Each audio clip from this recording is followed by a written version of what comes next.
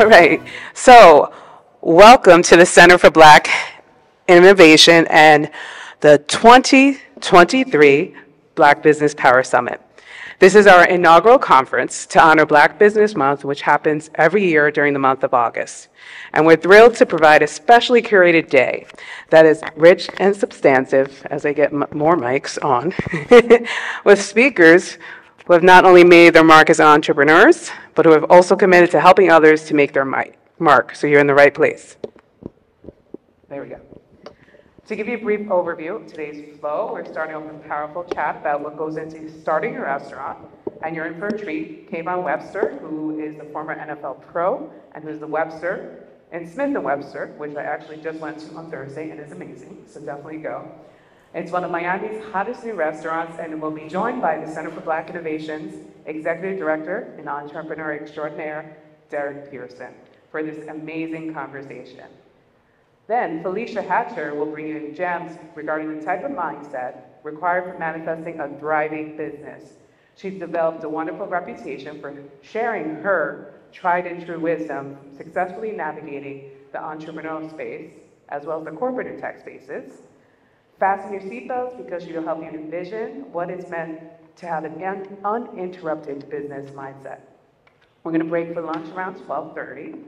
And then following lunch, we'll be diving into the rapidly expanding world of artificial intelligence, with two men who are creatively and brilliantly immersed in that world.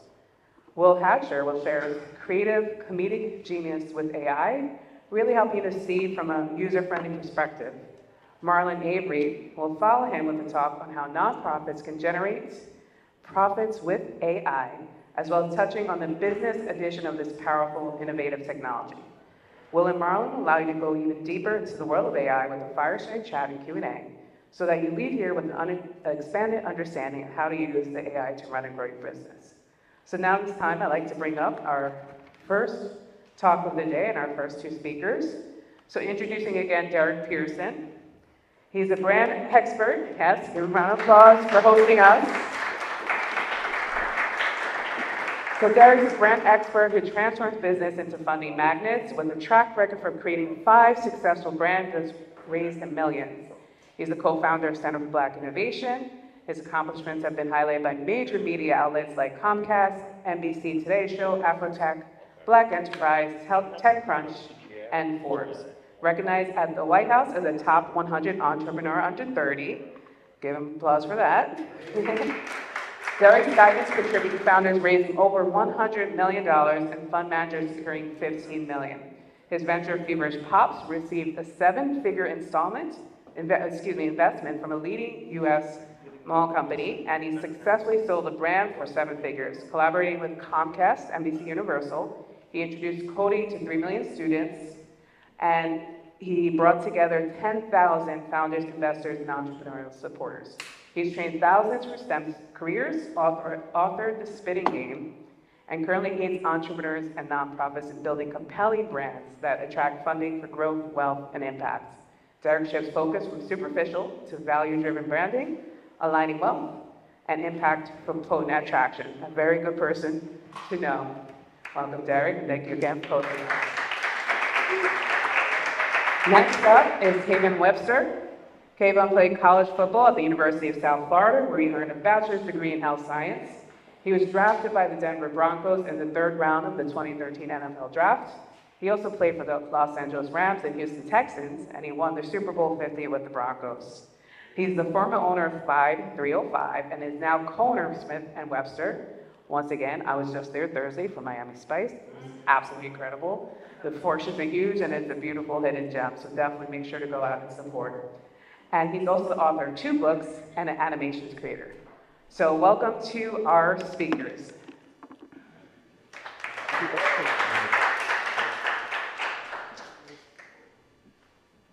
Good morning.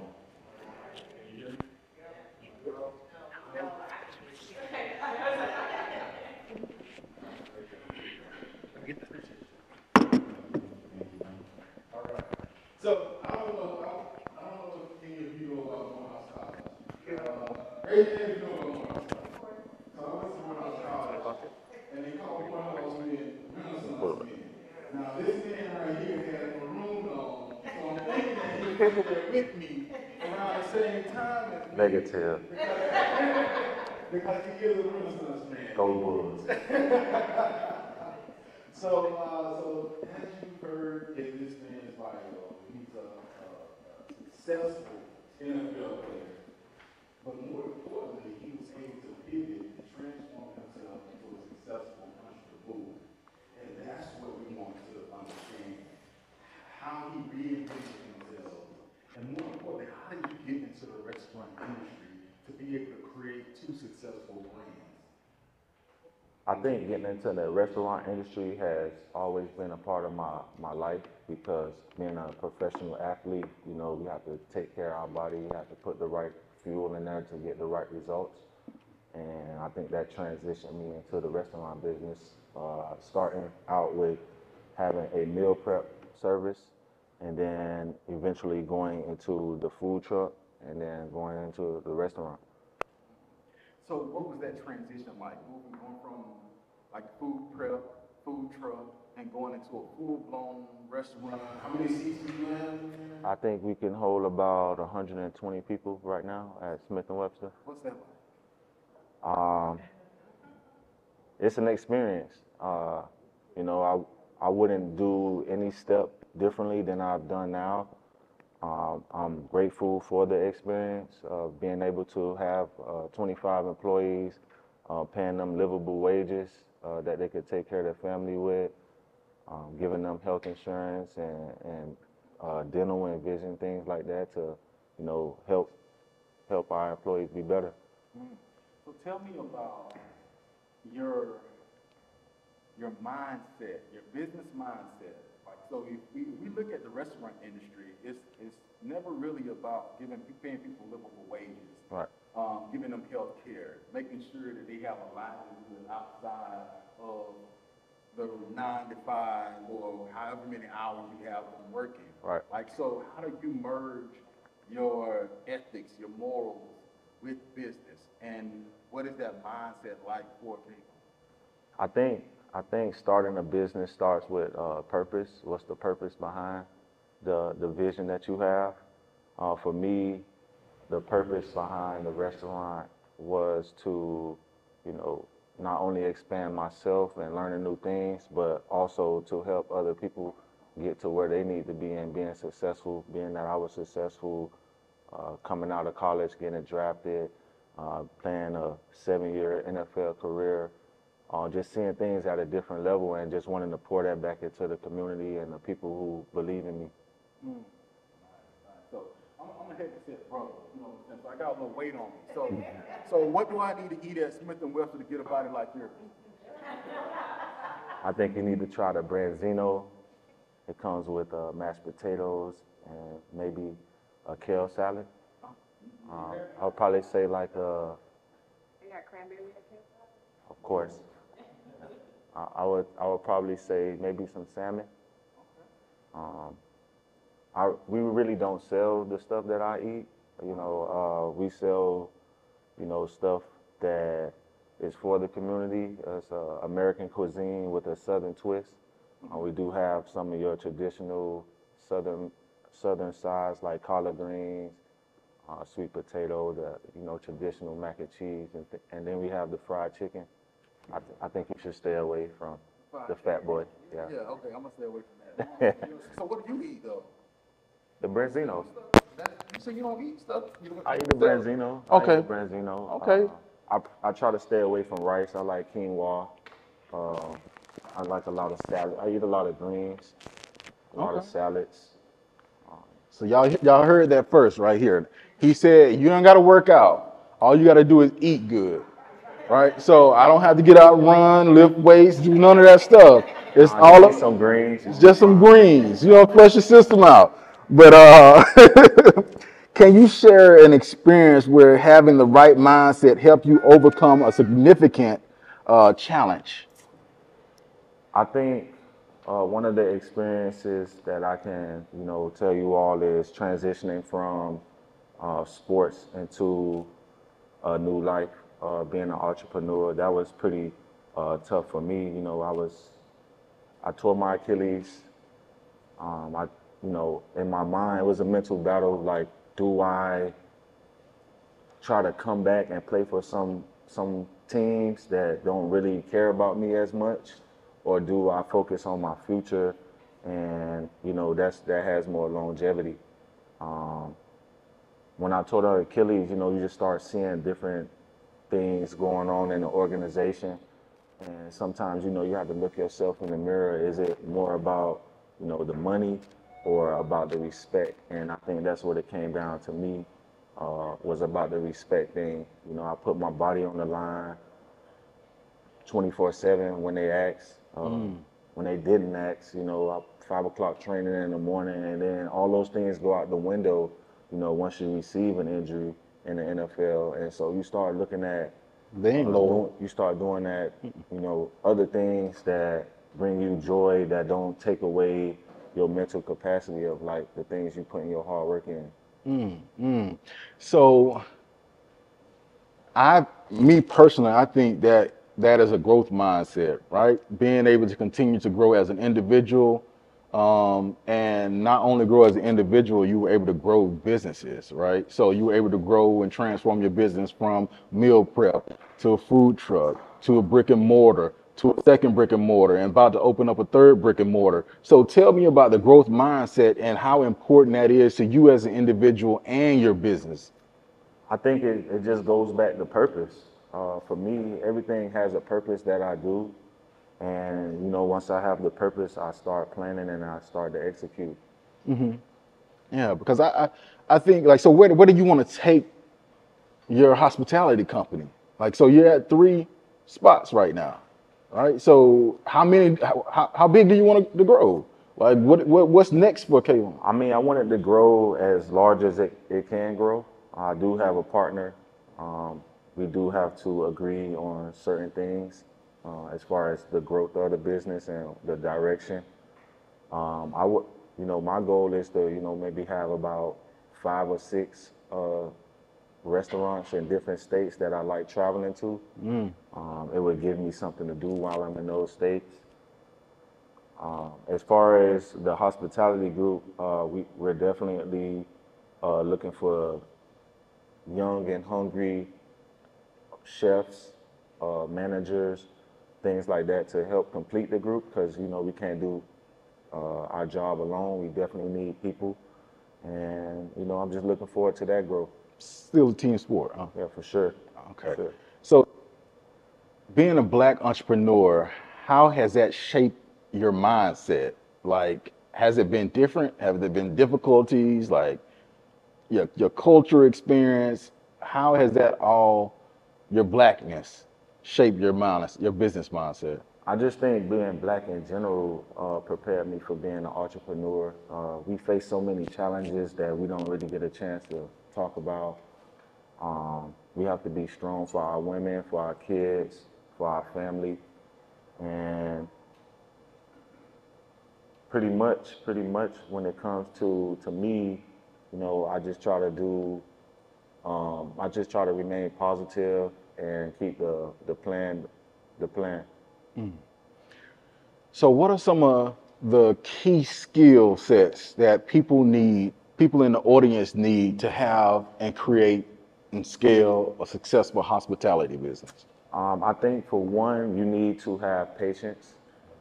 It's a lot of moving parts in the business of the Write it restaurant. down, patience. You need communication skills, and you need to be able to comprehend what you're hearing. You also need to be persistent, because there are going to be challenges in the way that's stopping you from being successful. You also have to remain positive, because in the restaurant business, it's a lot of unpredictable things. You know, the customers can be difficult, you know, pleasing them. So you definitely have to have a little resilience in that. And I would say, you know, what else? Just, you know, working hard. So how can people in this audience go about creating those skills and fostering those skills so that they can achieve business success? I think you have to, you know, look at yourself and you know, find what your purpose is, find out the things that you want to do, make a plan, and then act on it. The internet is available for, you know, any kind of information that you want. You can pretty much look up anything, and that's kind of how I initially got started into the meal prep, the food truck, and then the restaurant. I looked up the things that I wanted to get into. I did a couple of researching methods. I actually spent time with my partner for like a whole year before I said that he was my partner. I just did my due diligence before, you know, jumping into anything. So how did you build that skill set? Like, how did you get to that point to be able to be dedicated to spending that time, putting in, doing the homework and the preparation so that you can achieve success on the back end? Because most people want wins quick. I mean, I don't think I've done anything differently being a professional than I have when I wasn't a professional. I've always been motivated by the community that I was raised in. I wanted to always make change. I always wanted to not be like the people that I was around. I always wanted to be that example of light. And, you know, I just always kept that focus. Like, can't nobody stop the vision I want to put in place besides me. So what fostered that though? Was it, hey, I listen to trap music every day? Or, you know, I listen to inspirational videos every day? You know what I'm saying? Thank God it's Friday. I think for me, it started when I was younger. You know, I was raised in Opalaka. My grandmother is 89 now. She did a great job with me. I wasn't really like a problematic child, but I did recognize, you know, we didn't have a lot of things. I think we was happier when we didn't have a lot of things, but you know, but when I was growing up in my grandmother's house, it was, you know, a 3-bedroom place. It was maybe about 15 of us. You know, the adults, they weren't really financially illiterate. They just went to work, and they, you know, they made it happen for us to make sure that grandma's house had everything that it needed to have for us to be who we wanted to be. They never told us what they wanted us to be. They never directed us. They just always wanted us to stay out of trouble, be mannerable, and be positive. How many people in the audience had a strong relationship with grandma and spent a lot of time with grandma and grandpa? Or grandma, baby. Or great grandma and grandpa? Like, my parents were working 2 jobs, so I was always at great grandma and grandpa's house, going around the corner, getting snuff and bringing it back, driving the car in elementary school when I wasn't supposed to be driving the car, right? So I think, oh yeah, my brother would push I'm not even gonna go into that. If you don't know, I'm from rural South Georgia in the country. Nothing but duck roads and trees, pine trees, farmland. So, you know, you have some people driving tractors at my age, right? So, but that's neither here nor there. Oh man, lost my place. What is your strategy for staying ahead of the game in the hospitality industry? Because we saw what COVID did to the hospitality industry. Like, it just flipped it on its head, right? So if you didn't have like delivery services, like ordering on the Postmates, having the DoorDash infrastructure, Uber Eats infrastructure, so that you can actually stay alive. Yeah. Like, how are you dealing with those situations? How are you looking ahead? So for me, I don't really have to depend on myself for the growth of the business. I do have a strong team and my partner and, you know, a couple of other players that we have a part of the group. We are constantly brainstorming every day about what we can do next to fix the restaurant and to move forward into growing our restaurant industry. And, you know, it's really about the people you have around you for the growth. And I feel like we have a great team. You heard that? That's what Dale Carnegie wrote instead. He said, I don't come up with decisions. Everybody in the room is smarter than me. If I'm the smartest man in the room, I'm doing something wrong. right? So this man just said, I have valuable teammates on my team to help me scale and grow my business. How can you win an NFL championship if you have weak links on the team? How can you have a successful business if you have weak links on the team? That's very powerful. You alluded to this earlier. You talked about how your culture influences you. Could you go into more detail about how your culture influences your business, how it influences the items you have on the menu, the experience, the culture the culture that you have within your business? I would say the culture that I have in my business is to see everyone successful and winning. I was able to play at a professional level, so I'm able to give insight into how I got to where I got with the employees we do have. Just watching little things that they do when the operation is going on, and just giving constructive criticism on how they can do things better and how things could work out smoother and them not be under stress. Besides speaking at events like this, how do you give back to the community? I usually don't really speak. I'm kind of like a more behind the scenes guy. I like to just do the work and let But you dress so everyone else. nice though. You behind the scenes, looking fly. I was looking at them shoes, like I might have to take them Yeah, to the crib. these about 3 years old. You Not see how really a good he take care of his materialistic stuff? guy. That's grandma right there. Take care Yeah, of your stuff, baby. Sunday best. All right. So what do you do to support the community? Supporting the community. I do have a nonprofit organization. I started in 2013. It's called Game Changers. We do go out into the community. We find at-risk youth. We take them on field trips to like Microsoft or to different museums, just to help them get a little bit more knowledge about their culture, about things they might be excited about, or things they want to do. We also donate money to the Children's Hospital. We donate to the community that I'm from. It's called Bunch Park. We donate money there. We pretty much put a hand in wherever we could put a hand in, whether that's taking kids to dental office trips or, taking them to get checkups, EKGs, things like that. Oh man, 360 support. 360. All right. So, quick question. Let's talk about Service. customer service, customer experience. Like there's a great book called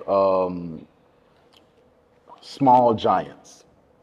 And inside of this book, it talks about a restaurateur successful, raise his revenues to hundreds of millions of dollars, but decided to stay small. He wasn't interested in becoming $1 billion business, but his main focus was customer service, and that's how he was able to sustain his business. So, tell me about your focus on customer service. Like, how important is it to you? How important is it to your brand? I mean, customer service should be important to any business owner, because the customers are the ones, paying the money for you to have the lifestyle that you have. It's very important for us to hone in on customer service, especially at the restaurant, because it's not really about the food. It's about the experience on how someone made you feel, or how they explained the food to you, or, just people want to feel important. And that's our job as a hospitality group, is making people feel like, we care about every single thing that they're saying. And so I feel like customer service is a big key to your business if you want it to thrive. So you don't have to be great to be consistent, but you have to be consistent to be great. So how do you create consistency in that customer experience?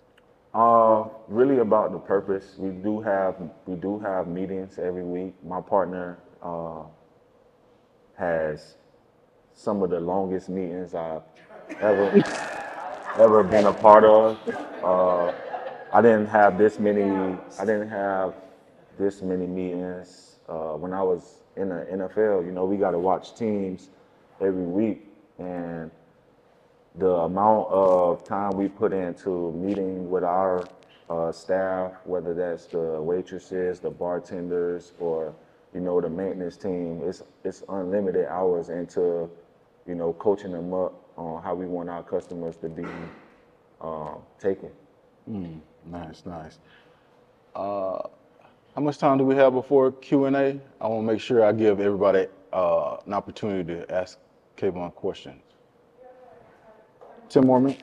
10 more minutes? All right, great, awesome. I got a lot more questions. All right. All right, so what are some of the challenges you face as a Black entrepreneur in the restaurant industry? I would say just recently, I went to school in South Florida in Tampa.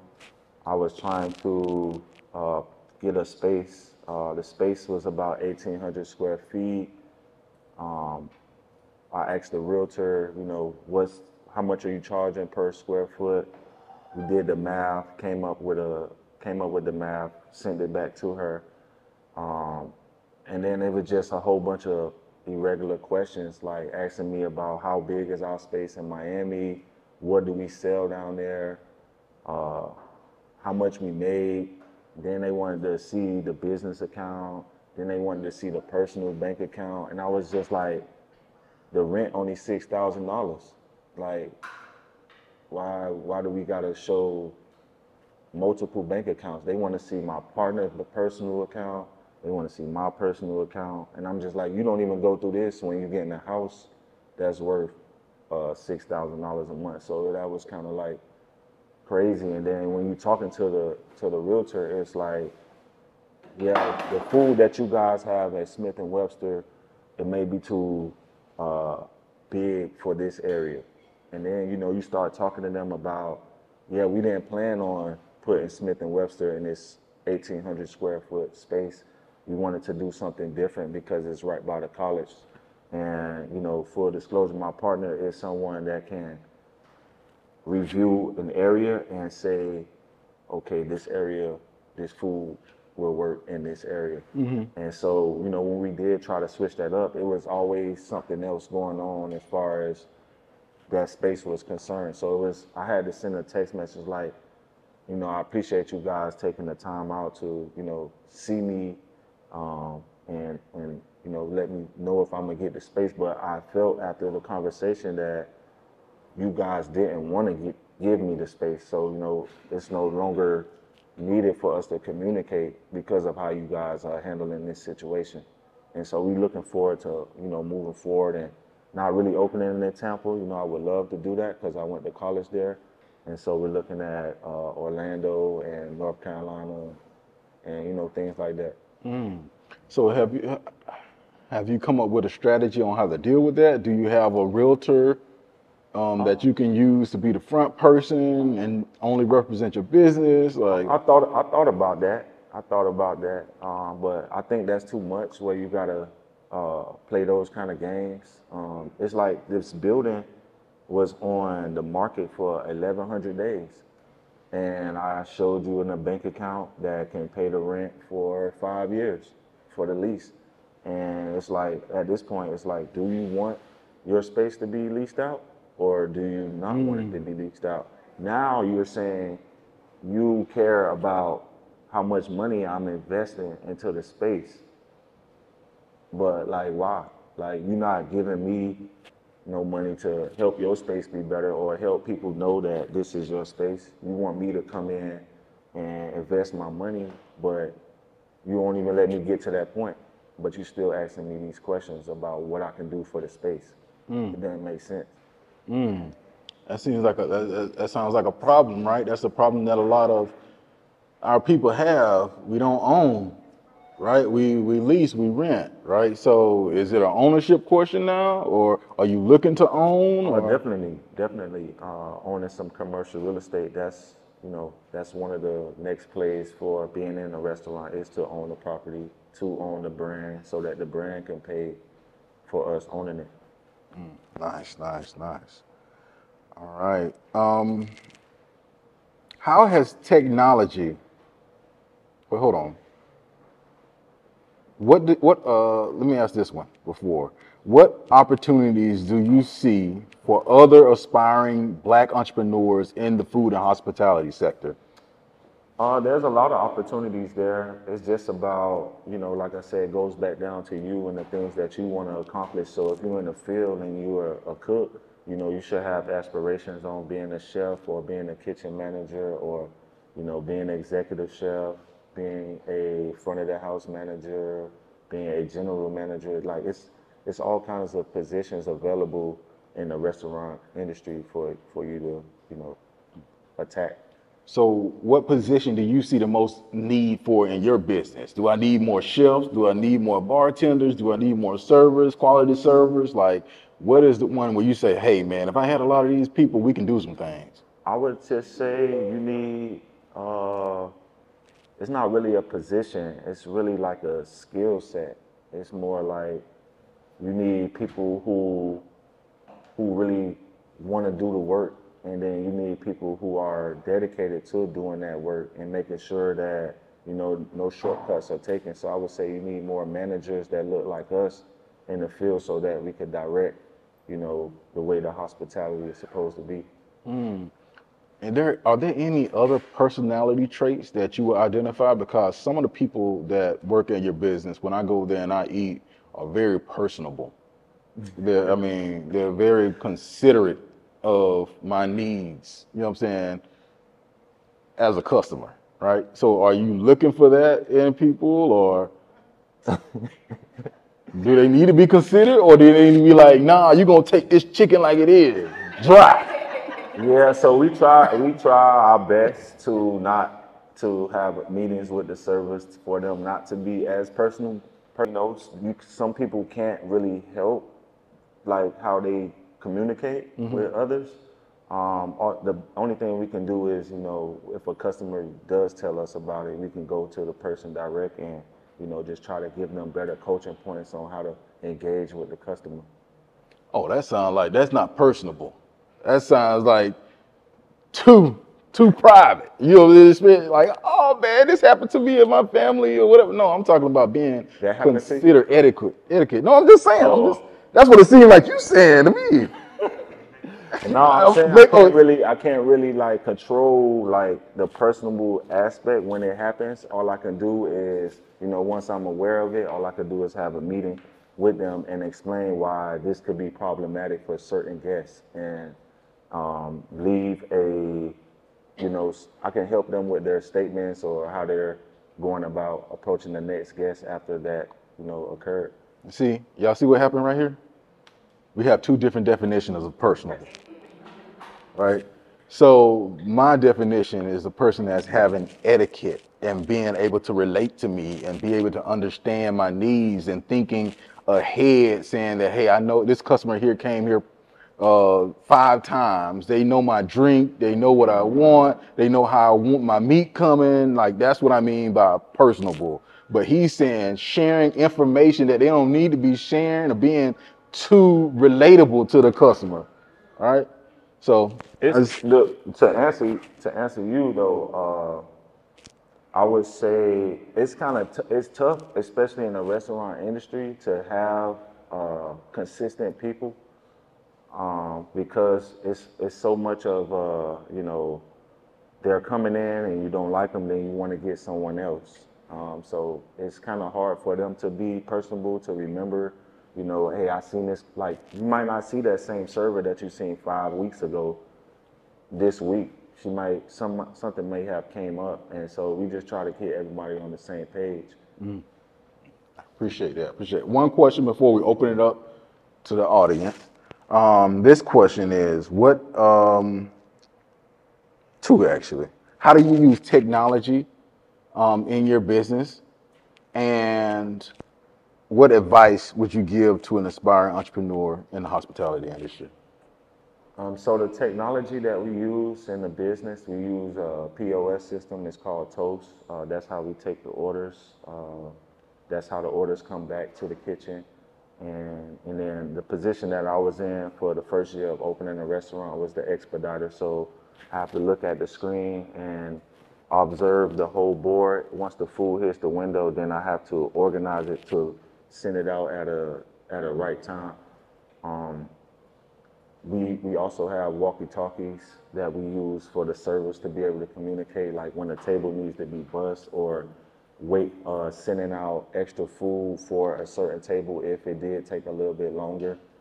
You also use the POS for keeping up with the times that people clock in and clock out.